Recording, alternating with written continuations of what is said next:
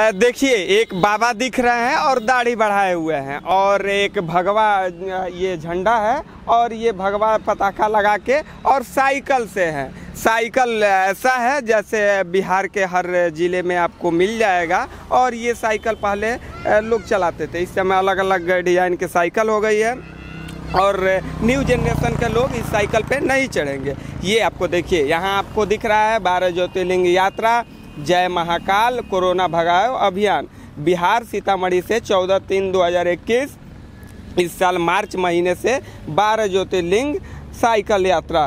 कृपया आप सभी लोगों से निवेदन है कि मेरा सहयोग करें। बम बम भोले महादेव का नाम लेकर बाबा चले थे 12 ज्योतिर्लिंग यात्रा पे।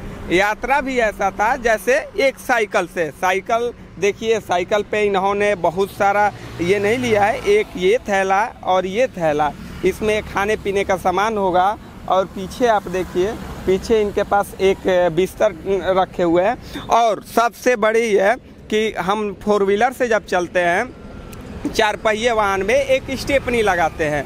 इसमें बाबा ने ये जो है एक पंप जो ये रखा जाता है हवा फिल करने के लिए, जब हवा भरते हैं हम लोग इसके लिए एक पंप भी पीछे बांधा हुआ है। ये देखिए ये बाबा है और इनके बारे में हम जानेंगे कि बाबा कैसे चले और क्यों इनके दिमाग में आया कि हमको यात्रा करनी चाहिए। आपका शुभ नाम बताइए आप। बम बम भोले। मेरा नाम अरुण कुमार झा है और घर ग्राम पोस्ट बेटुआ डेरपुर नानपुर ब्लॉक से हम सीतामढ़ी जिला बाबा का घर है। बिहार के एक छोर पे नेपाल से सटे हुए सीतामढ़ी है जहां सीता मैया की जो है जन्म हुआ था और वहां से सीतामढ़ी से इन्होंने यात्रा स्टार्ट किया और सीतामढ़ी आप सीता जी के नाम से प्रसिद्ध सीतामढ़ी जानते होंगे। सीतामढ़ी शहर से आपका घर कितना दूर है? 35 किलोमीटर पूरब 35। वहाँ से नेपाल के बॉर्डर कितना दूर है? यही करीब 20 किलोमीटर होगा। 20 किलोमीटर मतलब कि सीमावर्ती एरिया है और बाबा ने एक सीमावर्ती एरिया से और दूसरे छोर पे गए। ये देखिए 12 ज्योतिर्लिंग यात्रा, इसमें कौन कौन सा आपने ज्योतिर्लिंग कहाँ आप थोड़ा सा एक बार हमारे दर्शकों को बताइए कि जो 12 ज्योतिर्लिंग में कहाँ आपने गया? मैंने सबसे पहले निकला घर से महादेव, तो मैं सीधा चला गया काशी बनारस विश्वनाथ बाबा का दर्शन किया। सबसे पहला आशीर्वाद विश्वनाथ बाबा का लिया हमने। वहाँ से चले गए मध्य प्रदेश उज्जैन महाकालेश्वर का दर्शन किए, भोले महाकालेश्वर का दर्शन किए।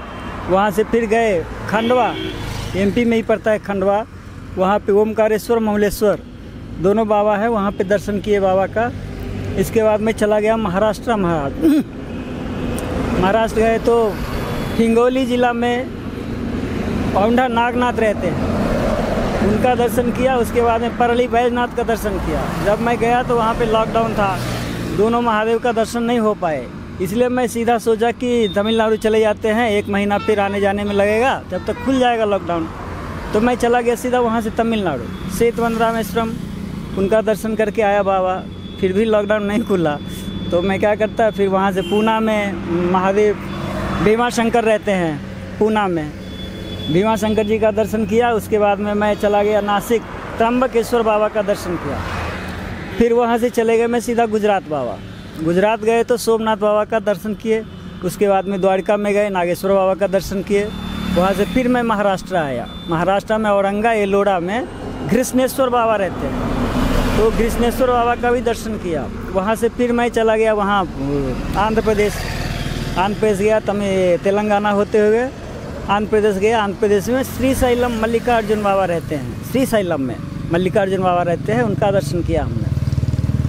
वहाँ से फिर महाराष्ट्र आया, नागपुर होते हुए फिर मैं MP UP पार करते हुए उत्तराखंड गया बाबा। वहाँ से अभी केदारनाथ बाबा का 21 तारीख को शाम में दर्शन हुआ। फिर 22 तारीख को राखी पूर्णिमा था, सुबह उनको प्रणाम किया वहीं से, और प्रणाम करके फिर मैं 22 तारीख से अपना घर के लिए यात्रा किया बाबा। केदारनाथ से आप कब चले थे? 22 तारीख को। 22 कौन? ये 22 बाबा 22 अगस्त। अभी तो चाहता है ना पिछले महीना 22। हाँ, पिछले महीने केदारनाथ से जी। बिहार के लोग हैं और ये अभी हम जगह है बिहार का गोपालगंज एरिया, और गोपालगंज में ये हाईवे है, ये मुजफ्फरपुर के लिए जाता है। और हम हाईवे के किनारे हैं जो उत्तर प्रदेश के कुशीनगर ज़िले से गोरखपुर होते हुए कुशीनगर और कुशीनगर से गोपालगंज बिहार में प्रवेश करते हैं। और प्रवेश करते हैं हम भी रोड के साइड से अपने पूरे ये हमारा अपना इंस्ट्रूमेंट है इसमें, और हम लोग रास्ते से चल रहे थे, इसने में बाबा हमको दिखे। और सबसे खास बात है कोरोना भगाओ यात्रा, कोरोना भगाओ अभियान चला रहे थे। कोरोना भगाओ अभियान में ये है कि बाबा कोरोना भगाओ अभियान चला रहे थे। अच्छा, एक बात है, 2020 में जब लॉकडाउन हुआ था उस समय आप क्या झेले थे कि कोरोना भगाओ यात्रा में आप जो अभियान चलाए? उस समय हमें कोई कष्ट नहीं हुआ था बाबा। हम तो उस समय अच्छे खासे काम कर रहे थे, हमें नौकरी थी, काम कर रहे थे, हमें कोई कष्ट नहीं हुआ। लेकिन जो कष्ट हमने रास्ते पे आने जाने वालों को देखा था बाबा, कई आदमी अपने सर पे मोटा डाल के कितने आदमी फेंक दिए मोटा, अगर भारी लगता था तो उनका कष्ट मन में थोड़ा बहुत दिक्कत लगा बाबा हमको। और कोई बात नहीं, इतना ही हम हमारे लिए कोई दिक्कत नहीं था उस समय। मैं तो काम कर रहा था, सब बच्चे लोग को देख रहा, सब एक ही जगह परिवार थे, सबको देख रहा था। लेकिन आने जाने वालों को देखा, हमको बहुत दिक्कत लगा बाबा, तो और कोई ये नहीं है। कितना हजार किलोमीटर आप साइकिल चला दिए हैं? अभी कम से कम नहीं कुछ तो 18,000 किलोमीटर 20,000 किलोमीटर चलाए होंगे बाबा। 18,000 किलोमीटर?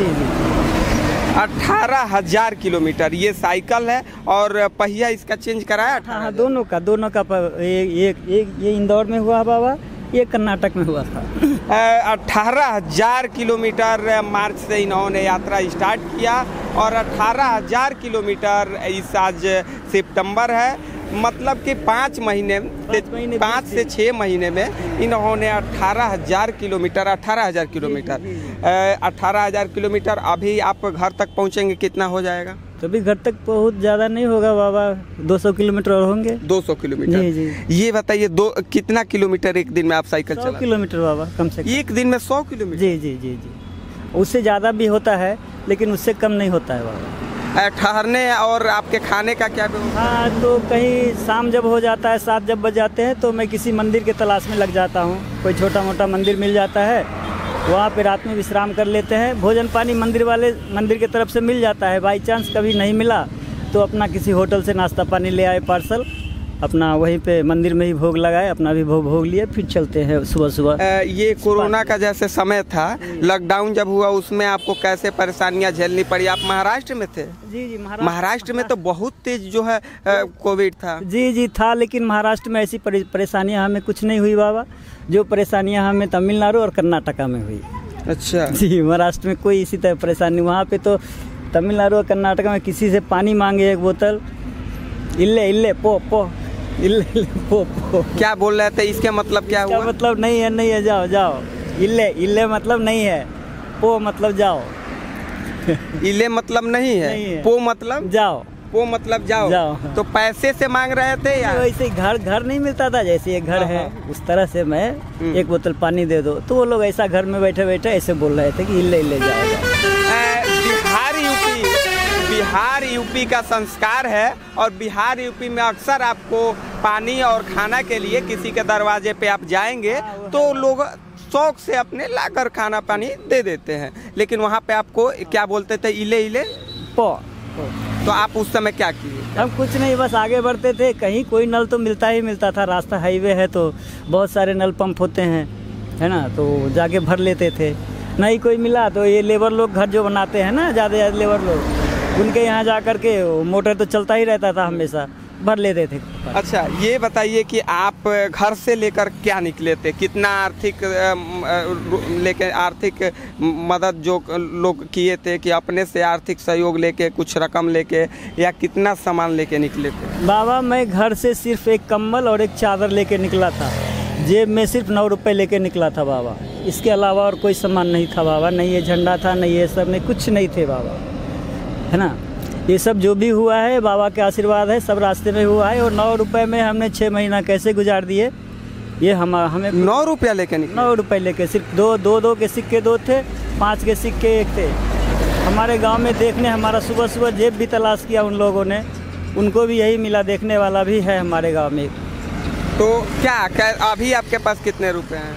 अभी हमारे पास 500-600 रुपये हैं बाबा। कैसे ये हुआ संभव? ये अब कैसे संभव हुआ, तो हम तो किसी के पास मुंह नहीं खोले, किसी के पास हाथ नहीं फैलाए, है ना। जो हुआ वो बाबा जहाँ जहाँ दिए वो हमने बाबा का आशीर्वाद समझ के रख लिया बाबा। सबसे बड़ी बात दुनिया में लोग अलग अलग अपने बिजनेस अलग अलग जॉब करके लोग कमाने का प्रयास करते हैं और धन अर्जित करते हैं। सबका जो है अपना विचार होता है कि केदारनाथ का यात्रा एक बार हम भी करें और केदारनाथ का दर्शन करें। ऐसे तो हमेशा उनका यात्रा स्टार्ट नहीं होता है, समय समय पे उनका जो है वहाँ पे स्टार्ट होता है, यात्रा होता है, उसमें भी कई सारी बाधाएं आती है।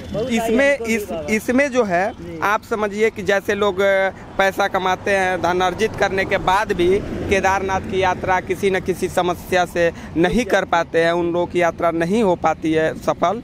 आप बताइए कि आपने कैसे ये साइकिल से संभव किया और कैसे केदारनाथ पहाड़ियों में कैसे आप गए? बाबा पहाड़ियों में तो हमारा तो मैं तो कुछ नहीं था, जो थे हम बाबा खींच के ले गए थे हमको, जैसे पकड़े वही पकड़े और खींच के ले गए घर से, और जहाँ जहाँ आगे गए वही रास्ता दिखलाए वहीं पे मैं गया। पहाड़ियों में बाबा ये है कि जहाँ जहाँ साइकिल चला सकते थे वहाँ चलाए, जहाँ उतरना होता था वहाँ उतर के साइकिल खींच के ले जाते थे। और वहाँ की ये बात अलग है कि जब बारिश होती है तो पहाड़ भी ऊपर से नीचे धंसता है ना। तो वो सब भी रास्ते में बहुत से मिले, 4-4 घंटे 5-5 घंटे रास्ते में रुकना भी पड़ा था हमको, है ना। तो ऐसे कष्ट यहाँ पे हुए थे, और श्रीशैलम वाला पहाड़ में भी ऐसा ही कुछ हुआ था बाबा। कुछ ऐसा आपके साथ जो कुछ शेयर कीजिए कि जैसे साझा कीजिए हमारे दर्शकों के साथ, जो केदारनाथ जाते समय या कहीं ऐसे समय जाते समय आपको कुछ अच्छा लगा हो, कुछ खराब लगा हो पहाड़ियों के इलाके में, जो लोग जाए तो वहाँ पे जाने के बाद वो लोग उससे सावधान रहे। बस बाबा हम श्रीशैलम पहाड़ी है ना बाबा, जो 74 किलोमीटर का पहाड़ है ना। तो वहाँ पे थोड़ा जंगली जानवरों से सावधान रहे लोग, और ज़्यादा करके साइकिल और पैदल वहाँ नहीं चलते हैं उस रोड में बाबा। जो भी चलते हैं कार गाड़ी वाले ही चलते हैं। मैं अकेला था आज, एक रात उस पहाड़ी में रहा भी जहाँ कोई नहीं रहते। रात सुबह 6 बजे से रात 9 बजे तक गाड़ी भी चलने का ऑर्डर है, उसके बाद में गाड़ी भी बंद। वो उस पहाड़ी पे हमको रात हो गया तो मैं उसी पहाड़ी पे रह भी गया। आपको डर नहीं लगा? डर जब ऊपर वाले के भरोसे पे चल दिया तो फिर डर ऊपर वाले को सौंप दिया मैंने ऊपर वाले को। जो होगा देखा जाएगा, रास्ते में है पहाड़ी पे। वैसे बारिश भी हो रहा था, कम्बल ओढ़ करके मैं सो गया वही। कम्बल अपना लिए? हाँ अपन कम्बल। कोई जांच कोई प्रशासन रोकने का? नहीं, हमको कोई नहीं मिला बाबा अभी तक, वहाँ भी कोई नहीं मिले, और कोई जानवर भी कोई नहीं मिला हमको, है नहीं। तो अब जो हुआ अब ऊपर वाले का करिश्मा कहो या जो भी, हमको ऐसा कुछ नहीं मिला। सब चीज़ महादेव को सौंप के चले थे? सब कुछ महादेव को सौंप के चले थे। और जब हमने ये भी सोमनाथ से ये भी किया था कि बाबा कोरोना भगाओ अभियान लेके चला हूँ, तो कोरोना भगाना पड़ेगा। जैसे 9वां दर्शन हमारा सोमनाथ बाबा का हुआ, उसी तरह से लॉकडाउन खुल गया फटाक से। और अभी तक देखिए कोरोना का कुछ बहुत मात्रा कम हुआ है। जैसे कि अभी सभी मास्क लगाना छोड़ दिया है, कहीं भी पूरा भारत घूम के आया हूँ, कोई भी मास्क अभी नहीं लगा रहे हैं। नहीं, सबसे बड़ी बात कि इन्होंने महादेव के भरोसे छोड़ के, और महादेव कोरोना अभियान भगाओ अभियान लेके चले थे।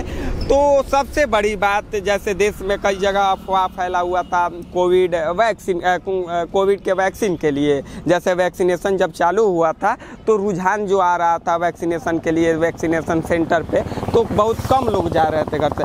आपको कैसे हुआ, आपने वैक्सीन लिया? हाँ लिया बाबा, एक वैक्सीन लिया है। वो हमने इंदौर में दो दिन के लिए रुके थे, तो वहाँ पे वैक्सीन का नाम सब ले रहे थे। तो मैं सोचा कि मैं भी ले लेता हूँ, देखता हूँ देता है कि। वहाँ के रहने वाले लोग बोले कि तुमको नहीं देगा, पहले लोकल आदमी को देगा तब तुमको देगा। तो बोलो दो या नहीं दे, एक बार दर्शन करके तो आते हैं तो मैं ये भरोसा लेके चला गया, लेकिन ये वैक्सीन हमको वहाँ पे लग गया बाबा। कौन उसका स्लिप दिए? स्लिप दिए थे, हमारे फ़ोन में था मैसेज, लेकिन वो फ़ोन हमारा आपको ये मेरठ में चोरी हो गया बाबा। नंबर आपका फ़ोन चोरी हो गया? हाँ, मैं 2 जगह चोरी हुआ, एक उज्जैन में चोरी हुआ था, दूसरा लिया तो मेरठ में चोरी हो गया। तो उसके वजह से नहीं अभी किसी से बात हो पा रही है, और नहीं कुछ बाबा, मैसेज भी सब कुछ उसी में। तो ये बताइए कि कोविड का वैक्सीन आप लिए तो कैसे, मतलब आप पहला डोज कब लिए थे? 1 अप्रैल को लिए थे बाबा। 1 अप्रैल को करीब 11:30-12 बजे के समय हो रहा था उस समय। तो वहाँ पे लिए थे एक अप्रैल को। मैंने फिर हमको हल्का हल्का बुखार लगा तो एक दिन और रुक गया मैं वहाँ पे। अच्छा, आपको हल्का बुखार आया था? बुखार आया था तो एक दिन और रुक गया था मैं। तीसरे दिन वहाँ से फिर विदा हुआ था बाबा जी। कुछ ऐसी परेशानियां जो आपको 4 व्हीलर के अपेक्षा लोग जाते हैं, अलग अलग साधन से जाते हैं, आपको साइकिल से करने में जो? नहीं भोले के दरबार में हम आए, कोई भी परेशानी हमको नहीं हुआ बाबा अभी तक, है ना। जैसे हम भोले बाबा को लेके चले थे वैसे ही भोले बाबा सही सलामत हमको घर पहुंचा रहे हैं। उनके यात्रा में कोई दिक्कत नहीं, कोई कष्ट नहीं हुआ बाबा जी भोले। ये है 18,000 किलोमीटर साइकिल चला के, और अभी गोपालगंज से निकलकर ये मुजफ्फरपुर के तरफ सीतामढ़ी जा रहे हैं अपने गंतव्य स्थान के लिए। अब